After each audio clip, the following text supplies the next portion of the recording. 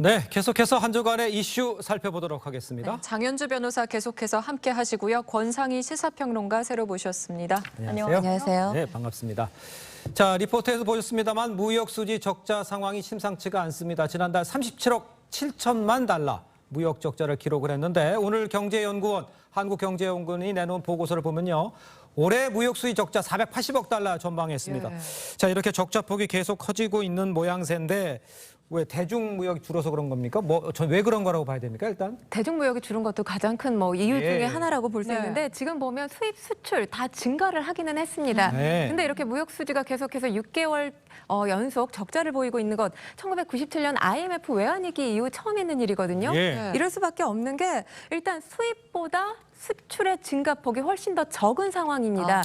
수치로 말씀드리면 더 분명하게 와닿으실 거예요. 수입의 증가폭이 18.6%거든요. 근데 수출의 증가폭은 불과 2.8%에 그쳤습니다. 왜냐하면 지금 사실 전 세계가 인플레 공포 이게 지금 현실화되고 있다라고 말씀을 드릴 수밖에 없잖아요. 경기 침체가 우리나라뿐만 아니라 글로벌 전 세계적인 경기 침체 상황 속에 놓여 있습니다. 그러다 보니까 수요가 급락한 상황이죠.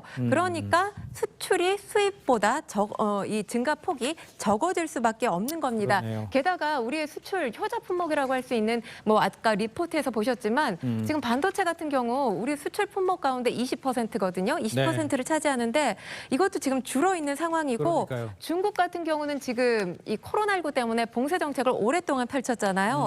그러면서 이 여파로 내수 시장 또 소비 수요가 감소를 했습니다. 이 가운데는 지금 반도체, 석유화학, 철강 모두가 감소를 했는데 반도체 같은 경우는 전년 대비 봤을 때 지금 0.1% 감소했고요. 철강의 경우 13.1% 감소한 상황입니다. 지금 수출 증가폭도 있지만 사실 환율 때문인 것도 사실 좀 배경이 있는 것 같아요. 이렇게 무역 적자에 환율도 비상인 상황이어서 물가 고공행진도 멈추지 않고 있습니다. 먹거리 물가들이 요즘 굉장히 심각해요. 그렇습니다. 무역 적자라든지 환율이라든지 이런 것들은 또 국민들 입장에서 멀게 느껴질 수 있지만 우리가 밥상머리에 그 물가 오르는 것은 진짜 체감인도가 높을 것입니다.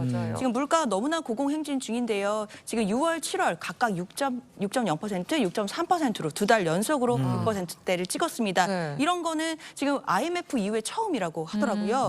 사실 그 정부에서는 당초에 10월 이후에는 좀 상승률이 하락세를 보이지 않을 것이냐라고 전망을 하긴 했는데 물론 그렇게 되면 좋겠지만 지금 상황에서는 수입 물가도 상승하고 있고 전기요금, 가스요금까지 줄줄이 오를 것으로 보이기 때문에요. 물가가 지금 계속 오르는 부분에 대해서 우려가 커지는 상황입니다. 그렇군요. 지금 보면은 높은 물가, 환율 급등, 여기에 이제 금리 인상이 있으니까 가계 부채가 막 늘어나는 거 이게 참 걱정이에요. 가장 지금 문제가 되고 있죠. 영끌족 같은 경우는 이 때문에 지금 잠을 못 자고 있는 영끌족들이 상당히 많다라는 목소리가 들리고 있는데 지금 추경호 부총리 같은 경우 한 방송에 출연해서 이렇게 입장을 밝혔습니다. 가계부채가 우리나라 가계부채 세계 최고 수준이라고 밝히면서 부채 증가 속도도 OECD 대비 6배에 달한다라고 밝혔거든요. 그런데 지금 정부로서는 상당히 고민스러울 수밖에 없는 지점인 것이 금리를 인상을 안 할 수도 없고 지금 원달러 환율 1,440원까지 돌파를 하지 않았습니까? 그런 상황에서 지금 금리 인상을 해야만 인플레를 잡을 수 있잖아요. 물가 상승을 잡기 위해서는 금리 인상을 어쩔 수 없이 해야 되는 상황인데 금리 인상을 하게 되면 지금 저소득층 같은 경우는 상당히 어려워질 수 있거든요. 그래서 지금 고민에 쌓여 있는 상황인 건데 일단 전문가들은 금리 인상은 해야 된다라는 입장입니다. 왜냐하면 일단 물가 상승률을 잡아야 되거든요. 그런 상황에서 금리 인상은 꼭 필요한 상황이기 때문에 그 부분은 어쩔 수 없다는 것이고요. 그리고 말씀드렸다시피 이렇게 하게 되면 저소득층이 어렵게 되는데 이 부분에 대한 안전장치는 정부가 좀 담보를 해줘야 된다라는 목소리를 내고 있습니다. 그렇습니다. 전문가들이 중장기적인 경제 전망에 대해서도 조금 낙관하지 않고 있는 상황이기 때문에 좀 조치가 필요해 보이는 상황인 것 같습니다. 자, 다음 소식으로 넘어가 보도록 하겠습니다. 우즈베키스탄의 북한 식당에서 일하던 이 식당 종업원 5명이요. 집단 탈북했다 이런 걸로 알려져 있습니다. 탈북 과정은 어떻게 된 건지 또 지난 2016년 유경 식당 사건 이후 첫 집단 탈북인데 내용이 좀 궁금합니다. 그렇습니다. 일단 우즈베키스탄 타슈켄트에 있었던 그 식당의 여자 종업원 5명이 지금 연속으로 다 탈북을 해서 지금 현재 한국에 와 있는 것으로 알려졌습니다. 네. 지난 5월에 일단 여종업원 1명이 탈북을 했고요. 예. 그 이후에 연쇄적으로 지금 다 탈북을 해서 대한민국까지 무사히 도착한 것으로 보이는데 예. 일단 이 식당 자체도 굉장히 좀 현지에서도 유명했고 그 유튜버들에게도 알려진 유명한 북한 식당이었다고 하고요. 아, 그래요? 예, 그렇기 때문에 여직원들이 없어져서 이제 신변의 위협이 있는 거 아니냐 뭐 이런 얘기까지 나왔었는데 다행히 무사히 탈북을 해서 대한민국에 잘 도착했다고 합니다. 네, 그런데 그렇군요. 모두 20대 여성들로 북한에선 출신 성분이 지금 검증된 사람들이 한국을 동경해서 좀 탈북을 한 건데 네네. 실제 처음 탈북한 이 여성 종업원 한국 교민과 주고받은 연애 편지 이런 좀 동경의 마음이 있었다고 해요. 네, 상당 기간 이 두 사람 뭐 연인 사이였던 걸로 지금 알려지고 그래요? 있는데 예. 지금 이 여성 A씨, 20대 여성 A씨와 그리고 B씨 같은 경우는 늦가기 대학생인 것으로 알려지고 있습니다.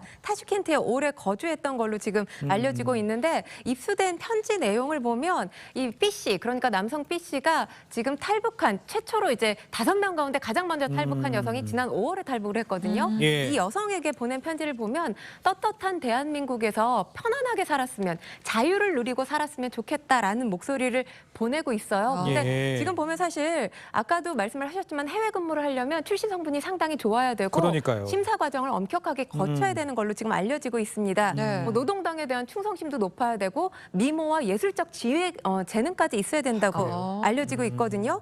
그런데도 불구하고 그리고 해외 근무하는 걸 모두가 선호한다고 해요. 그렇겠죠. 그런데도 불구하고 이렇게 탈북을 했다는 것 자체는 북한에서 네. 뭔가 허를 찔렀다 이렇게 볼 수 있는 것이고요. 북한이 달러벌이 차원의 어떤 식당 운영 네. 심각하게 이제는 고민해야 될 지점이 아니냐라는 지적도 있습니다. 그렇습니다.